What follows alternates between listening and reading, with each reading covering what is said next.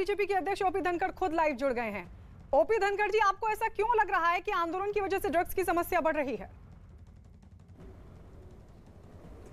देखिए, दो बड़ी बातें हैं जिन पर बात करनी चाहिए। सबसे पहले बात ये करनी चाहिए, कल हमारे पड़ोसी राज्य के मुख्यमंत्री ने परसों ये लोगों से कहा कि आप हरियाणा में जाके धरने करिए, पंजाब की अर्थव्यवस्था को खराब मत करिए। इसका मतलब ये हुआ कि हरियाणा की अर्थव्यवस्था को खराब करिए, जिसका दूसरे अर्थों में ये अर्थ होता है। पहले भी देश के कुछ हिस्सों में ऐसी घटनाएं हुई हैं, पूर्वोत्तर में इकोनॉमिक बैरियर ऐसे लगे हैं जिनके रास्ते किसी दूसरों के राज्य से होकर जाते थे जी। और इस तरह की कह के और कुछ लोगों को अगर भेजने की बात वो कर रहे हैं, तो पंजाब तो खुद इकोनॉमी के हिसाब से हरियाणा से अब बहुत पीछे है, चाहे पर कैपिटा इनकम हो, चाहे जीडीपी हो, चाहे बाकी भी कोई इंडस्ट्रियल ग्रोथ हो, सब मामलों में पीछे है। अब वो हरियाणा की इकोनॉमी को ख़राब करना चाहते हैं, पीछे करना चाहते हैं। ये बहुत बड़ा षड्यंत्र है और मैं पूछना चाहता हूँ कि इसमें केवल कैप्टन अमरिंदर हैं या राहुल गांधी भी शामिल हैं? कांग्रेस पार्टी पूरी की पूरी शामिल है क्या? इस पर तो रणदीप सिंह सुरजेवाला, भूपेंद्र सिंह जी और शैलजा जी, इन सबको भी इस पर उत्तर देना चाहिए कि क्या हरियाणा की इकोनॉमी को जो है बर्बाद करने का, हरियाणा की इकोनॉमी को ख़राब करने का ये षड्यंत्र कांग्रेस पार्टी, उनका एक प्रदेश का लीडर कर रहा है। वो इसके हिस्सेदार हैं क्या? और नहीं हैं तो क्या उनकी कोई जवाब तलबी कर रहे हैं? उनसे कोई सवाल पूछा जा रहा है कि ये कैसे आपने कह दिया कि आप पंजाब की अर्थव्यवस्था को ख़राब मत करिए और यहाँ से चले जाइए, यानी बदले में जाकर हरियाणा की अर्थव्यवस्था को ख़राब करिए। इसका अर्थ यही होता है। और हरियाणा के 3 करोड़ लोगों को इस बात से बड़ी भारी पीड़ा हुई है इस वाक्य से कि ये जो उन्होंने कहा है कि आप जाकर हरियाणा बैठिए और हमारी अर्थव्यवस्था बची रहे आपकी, और इसके कारण से जो अर्थव्यवस्था पर चोट पड़ी है, चाहे वो बहादुरगढ़ है, हमारे जो पूरे की पूरी जूता इंडस्ट्री है वो बिल्कुल डिस्ट्रॉय हो गई है। जो सोनीपत का राई का हमारा उद्योग है, कुंडली का उद्योग है, वहाँ से उद्योगपति जाने लग गए हैं। जो टोल टैक्सों पर से भी जो पैसा आता था वो आ नहीं रहा है, उसका आर्थिक नुकसान है। ये हरियाणा की अगर आर्थिक नाकेबंदी है, इस आंदोलन के मैं 3 अलग अलग स्वरूप देखता हूँ। पहले ये किसानों के हित की बात करके चले थे और कानूनों में केवल सुधार चाहते थे, वहाँ तक ये किसान आंदोलन था। जब सुधारों की बात से आगे बढ़ के और यस और नो के बोर्ड दिखा दिए कि आप केवल वापिसी करो, और ये इस जिद पर अड़ गए, तब ये आंदोलन किसानों के हितों की बजाय, और जिसमें से एक नया स्टेप आ गया आंदोलन की घोषणाओं का कि बीजेपी का विरोध करो, जेजेपी का विरोध करो, यानी एक पॉलिटिकल एजिटेशन हो गया कि हमने तो एक पार्टी का विरोध करना है।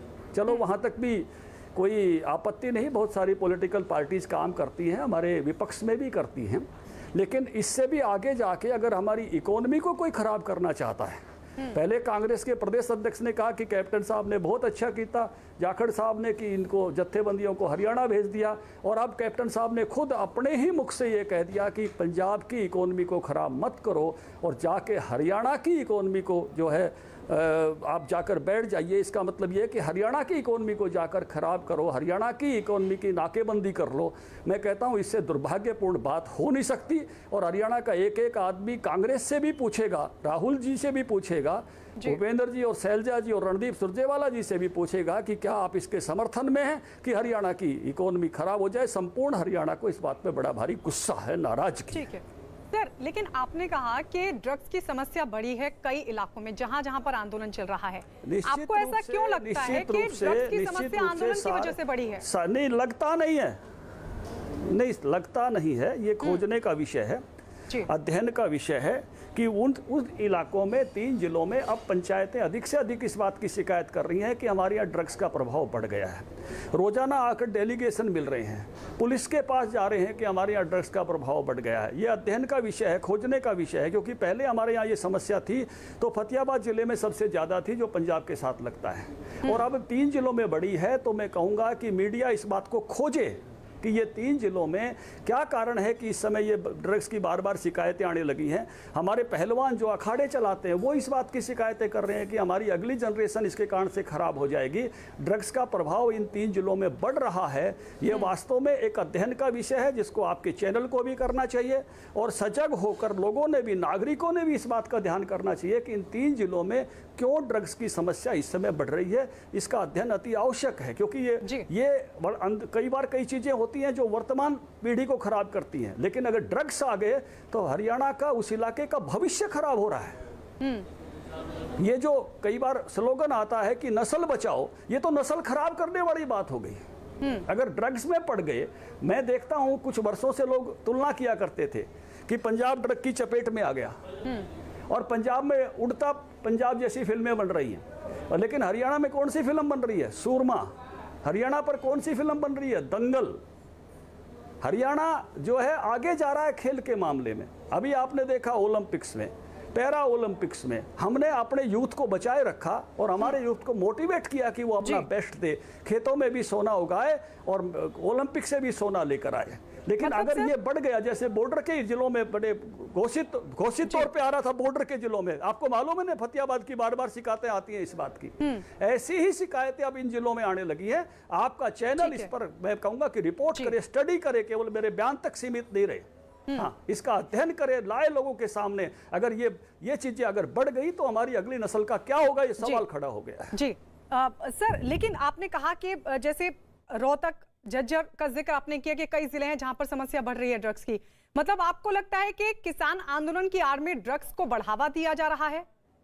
और आप तो खुद हरियाणा बीजेपी के अध्यक्ष हैं, हरियाणा में सरकार भी आपकी है, तो फिर किस तरीके का कदम उठाया जाएगा इसको लेकर? बिल्कुल, पुलिस प्रशासन से प्रतिदिन एसपी को भी मैं बात करता हूं, इस गांव से शिकायत आ रही है, इस गांव से शिकायत आ रही है। कई बार तो हमारे जो धरनों पर बैठे हुए लोग भी इस बात की शिकायत करते हैं कि साहब जरा देखिए कि ये शिकायत हमारे गांव में, ये शिकायत आ रही है, हमारे गांव में ये शिकायत आ रही है। इसलिए वास्तव में सरकार को भी मैंने कहा है, मुख्यमंत्री जी को कहा है मैंने इस विषय को, कल जब हम उनके साथ बैठे, कि इस बात का चिंता करिए कि यह इलाका एक नया उस प्रकार से आ रहा है जो पहले नहीं था। पहले मेरे इलाके में समस्या नहीं आती थी, मैं 5 साल झज्जर से मंत्री था, शिकायतें नहीं आती थी। अभी इन 2 सालों में ये शिकायतें बढ़ी हैं। ये शिकायतें बढ़ी हैं तो क्या कारण है? इसके खोज की, अध्ययन की सबको जरूरत है। आपके चैनल को भी करना चाहिए। इसको पॉलिटिकल एजेंडा बजाने की बजाय अगली पीढ़ी को बचाने के लिए काम करना। ठीक है ओपी धनखड़ जी, बहुत बहुत शुक्रिया न्यूज़ 18 इंडिया के साथ बातचीत के लिए।